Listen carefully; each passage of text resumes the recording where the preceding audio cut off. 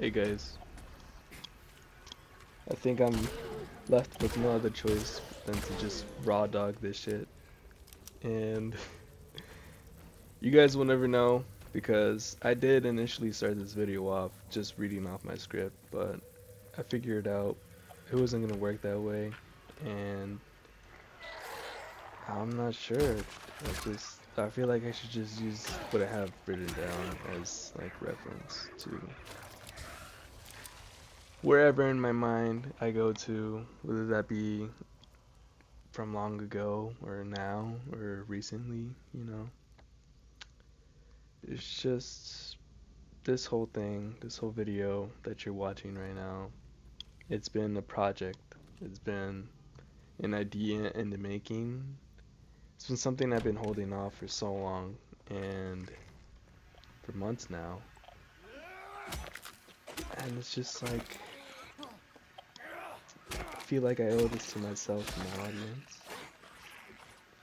Because, I've been gone forever, but I was never gone. I was never gonna just ditch this channel right here. But the thought of my absence and this very video that you're watching has just been distracting me. It's been itching away at my brain, and I've just been mostly thinking about how I should do this. Should I script? Should I just go with the flow? And that's literally what I wrote down. I'm just gonna do both. I'm gonna do both. Like I said, just reference back to my notes whenever I need to. And this next thing I wrote down, life hits hard, and in turn, I think just as hard, which is true. I say time is relative because I've been just existing, but genuinely, sometimes I really did live here and there. I really did bask in the time I was actually living, and it's great when I actually do come across those times.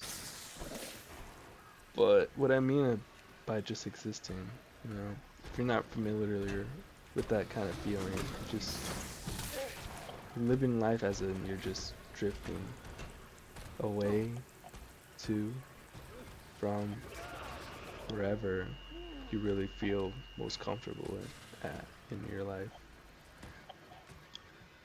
And I've been working since March. It's a pretty chill part-time job, and I still managed to upload during that time. Because I remember I was really heavy on Marvel Rivals, and thank God for that game, because that was one of the games that really got me back into gaming, because beforehand I was just fucking getting high and just listening to music, and a lot of my time I devoted to, my girlfriend at the time. And, writing's helped. It really did. As of recently, my mind's been guns blazing, and it's hard to believe I started my job this year because it felt like 2 years ago. It's, let me tell you, man, when you're on substances like that, very psychedelic, just your sense of time is just discombobulated. Funny word to use at that point, but it's just, I really got lost into it. I really got comfortable, and living with a decent paycheck on my hand, started using again, and I got comfortable, like I said. And I just forgot I just said that. Marijuana's done more for my memory than I can remember. I like to say, thank you, thank you. I'm not sure if it was frequent at the start, but I remember buying like an eighth before clocking in, so that should tell you. But it wasn't all bad at that job. I met and befriended a lot of people, my coworkers, and yeah, it's great. I love it still because we're just like family, you know. I've had so many conversations and we shared background, and in turn, I discovered more about myself through that. I'm thankful for the job, that it wasn't draining, It got me what I needed, and free for all yo every shift.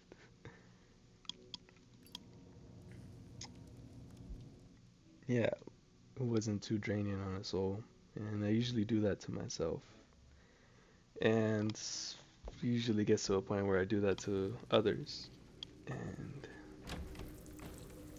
it stakes my soul. It stakes my soul to think what I've become and put, well, specifically my love through whatever that would mean to you. Before I was hired, I was in one of the deepest holes I've ever been. I was being ugly to the ones I loved the most. I was using to escape the hell I lived in and created subconsciously, you know? When you're that heavy in on it, it's just you create this reality for you. And that's the illusion you use as you live on. Wake up, do your thing, lay down, and yeah, from that from that repetition, you kind of just lose yourself in it. Well, you can lose yourself in it, and that's what I did. And that's why I tell you not to start off young, but I took my chance.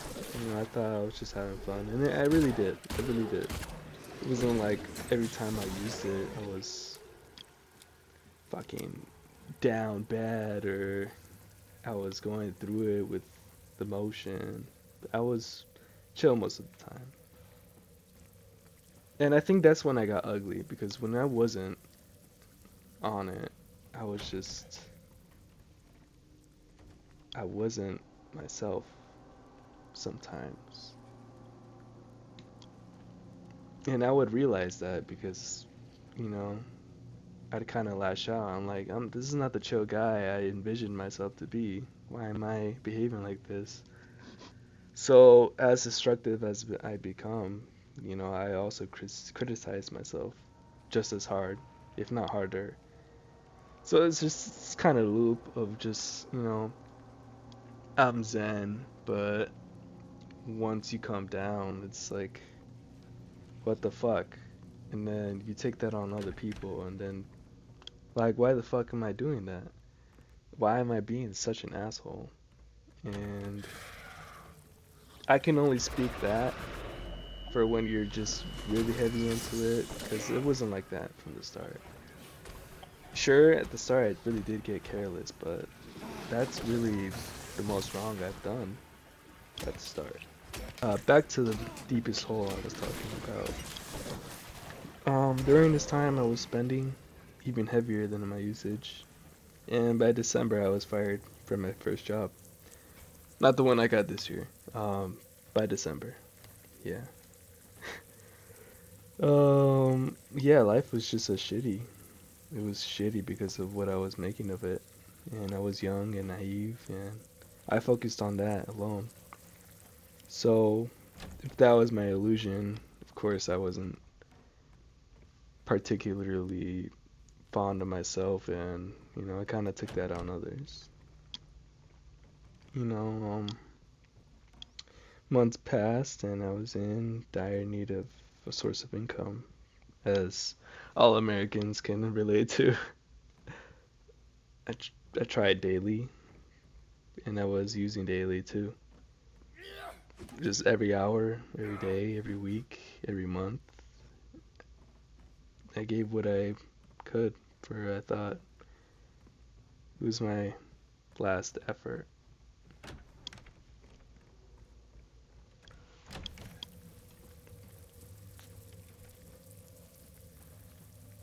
Sorry. Sorry. I just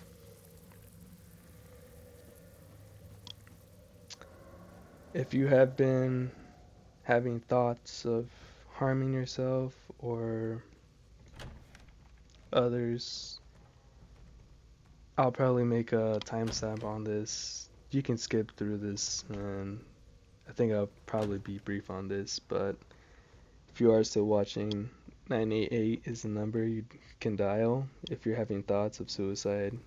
So Experimenting with any substance can alter your sense of reality, as I mentioned. It's really what you make of it.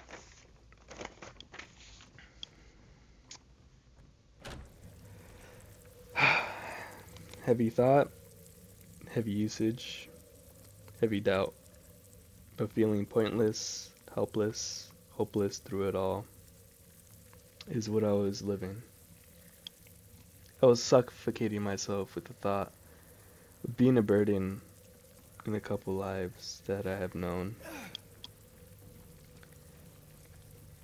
I had, and sometimes still do think I've made it harder for others to live with me. It got to a point where I thought taking my life would make it easier for those people I'm talking about. You know, the other woman I loved wholeheartedly, I had failed and broken time and time again. So, one day I just started choking myself. I just didn't care if it hurt. I was just concerned with the end result. You know, engulfed myself with self-hatred and self-destruction. The nature I thought of what I was doing was the final act of love I could offer ever. But it got bright, and even though I was alone, I felt a presence.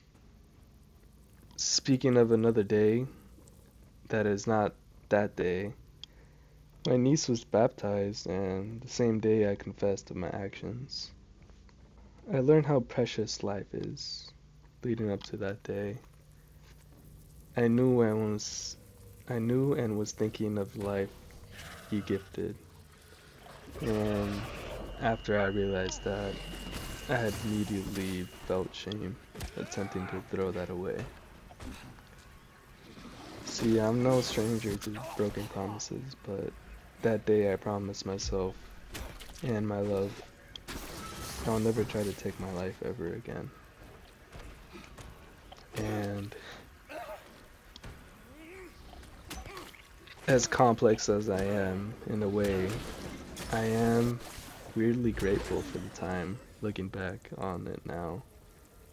Being conscious about my progression, I conclude my day with, I'm so glad I found it within myself to remember God's loving gaze and his gift to me and my loved ones. I took this harsh time to live, to reflect on my character, and to make the effort to change my ways. You know, I must have died that day, and I was reborn a man. Though I wore my heart on my sleeve that day on, I realized and accepted such attempted act will always stick with me. That day can always replay in my head, no matter what I do. But that will never define me. You make mistakes, but your mistakes never make you. Plenty of mistakes I've made my entire lifetime. As much as I wanted to blame the other, and have, I will always be left alone to blame myself. And I see that as being very fair. Beginning years of my adolescence, I closed off, sheltered, confined, in my own realm, even before I started experimenting. I grew apart from my family who raised me, and I wish they had raised me properly, but I can't go back anymore. Though it's important to note that because I never really knew how to cope with the trouble I was seeing, I was living. So that often reflected in my responses and my behavior. I took it upon myself to try my best to not lash out hard and remain composed. And I did my best until high school. And senior year was when I started experimenting, which is why I bring that up. Oh my god. Yeah, that day. It was a 420. So April, me and my girlfriend at the time, she got me edibles, and when I took one, a lot, a lot changed. And so I found an opportunity to express myself, and I felt naked. This was like a new way to cope with the anxiety and my existential hum. So I had fun with this new appetite and new lens into the life I had lived. It did so well on my first time. I was perfectly okay to trip sit my ex over the phone after she took too much. Change was inevitable, and I was not ready for how fast it could occur. Fast forward to my first job when I first smoked the joint and a blunt too. That's a crazy story. Um, these just change. I was going through it, and I saw it in my carefree nature and active distancing. Both were good and bad in their own respective way, and the problem was I was just okay as long as I worked, as long as I got my time, and as long as I was satisfied and I satisfied my partner.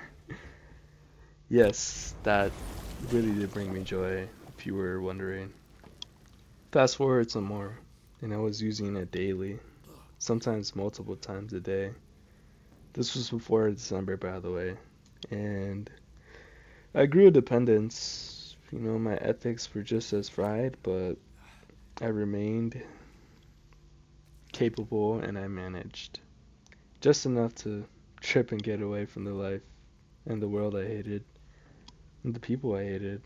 I just, with this carefree nature, you don't really care about anything you feel. So I became more hateful, loving, spiteful, caring, all at the same time, which is kind of weird. I was just, I like to say this, it's very confusing to the normal person, but I was everything and nothing at the same time. Which is weird to say even now, but it makes perfect sense in my head now and then. I had too much freedom, and that's the problem I realized. I was susceptible to breaking down for the method I used to achieve such state. I was tearing me apart and it was taking a toll on my life. There was nobody to blame but myself. Though I moved on from this time, I'm still conscious about the life I lived up to that point. The ugly character I was, even before high school too. The things I said and did, the negative impact I reflected on others. I can go on about this. Like I said, I moved on, but this hurt is necessary to further accept my fault and to look forward to a good difference, which I'm super glad I've been focused on and making it an attempt each and every day. It's crucial to be the change I want to see in this world, no matter how difficult it is, no matter how much I hated this world back then. I need to take it upon myself and see the beauty in it and be the beauty. You know, perhaps I can inspire others on the way. And I want to chase previous dreams I held on to. I want to put this progressed character into the limelight. Finally proud of who I can be and who I am. I want to break out of my comfort zone and express myself truly. I have been, and I couldn't be more proud, and I can keep it up. I can create that feeling and experience it. I want to be living proof to the world that you can do what you want. That's what this journey means to me, and that's what everything I was writing down on this paper means to me. My past self may have died, but I made sure time and time again to protect my inner child and live out the dreams he made out for me now. Because now is the time. It's time to be, and it's the time to do. To my loved ones and me, thank you for not giving up on me. Thank you for not giving up on this idea. Though, at the very least, I'll die happy, knowing I tried, knowing I attempted, because that's how I know I will always be enough for myself and for others. And that's the greatest amen I can do. Whatever that means right now, I'm just sorry guys. That's the end of the page, but I'm really exhausted.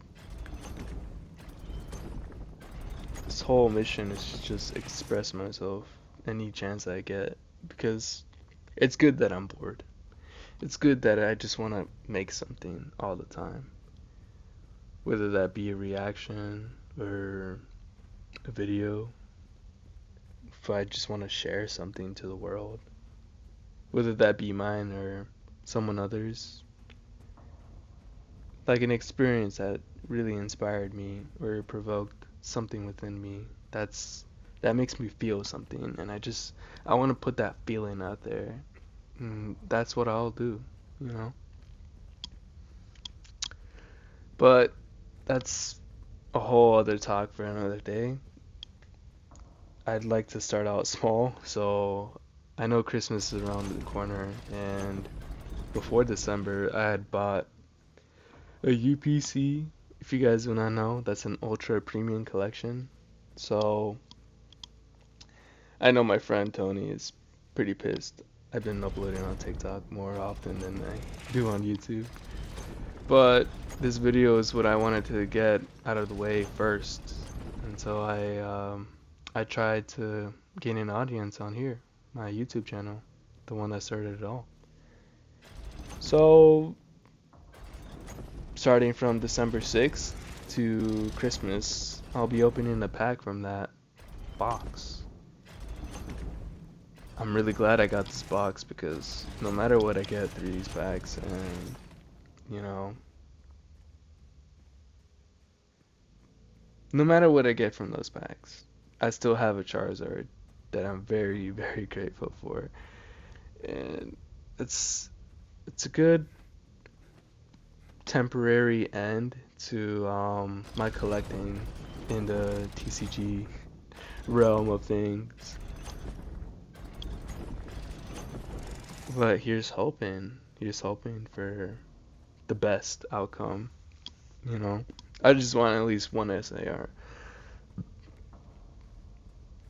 Because damn, there's a lot of packs in there, and you know what?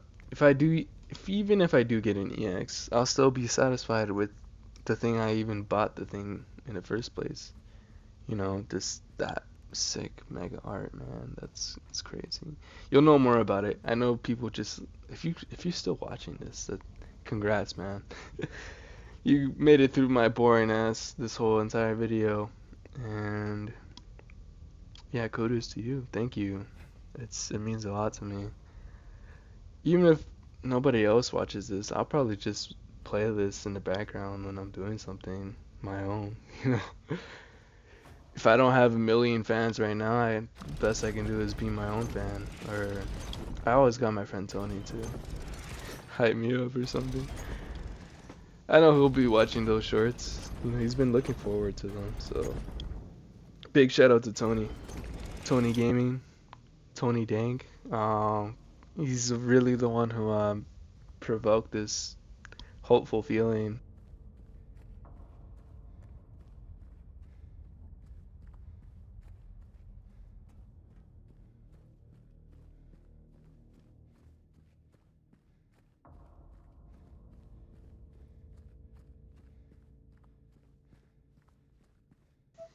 I couldn't be more grateful for the people I keep around me, for my family, of course, and most importantly, you that's watching.